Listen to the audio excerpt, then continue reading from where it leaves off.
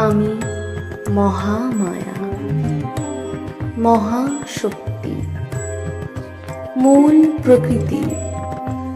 এই অখিল ব্রহ্মাণ্ড মম ইচ্ছা বিলাস মাত্র। আমি সৃষ্টি, স্থিতি, প্রলয় স্বরূপা।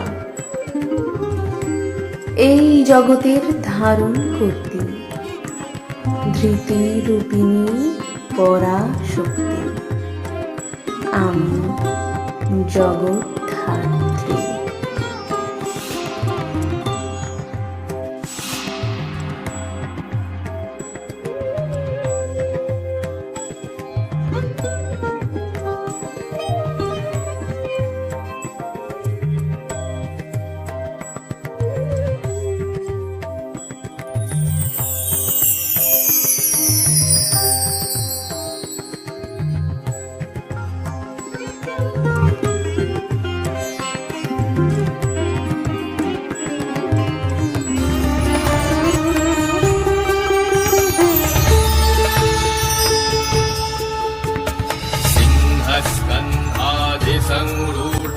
এই জগৎকে যিনি ধারণ করেন তিনি জগদ্ধাত্রী।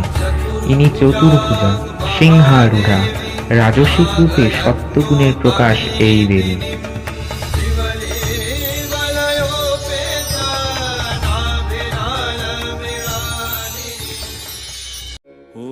দেবী জগদ্ধাত্রী প্রথম পূজিতা হন রাজা কৃষ্ণচন্দ্রের দ্বারা। সাল 1163 বঙ্গাব্দ।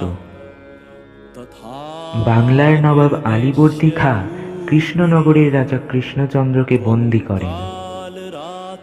ফলে রাজা কৃষ্ণচন্দ্র আশ্বিন মাসে দেবী মহিষাসুরমর্দিনী দুর্গার পূজা করতে পারেননি। যখন রাজা কৃষ্ণচন্দ্র কারাবাস থেকে মুক্ত হয়ে নিজ রাজ্যে ফিরে যাচ্ছিলেন, তখন স্বয়ং দেবী তাকে স্বপ্নাদেশ দেন।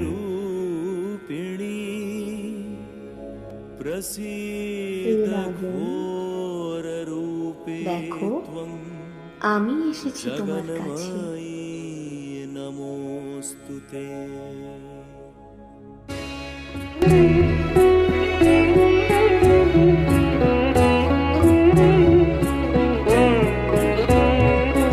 পরমা প্রকৃতি অপরাজিতা, তুমি লোকমোহিনী।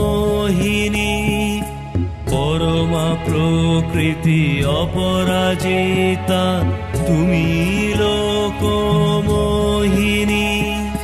তুমি পরম গতি মাগো, তুমি জগৎ পালিনী।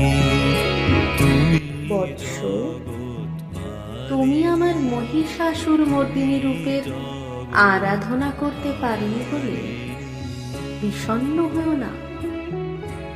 কার্তিক মাসের শুক্লা নবমীতে আমার এই রূপের পূজা করো। দেবী জগদ্ধাত্রী রূপে আমি আসব ফিরে। তোমার কল্যাণ হোক।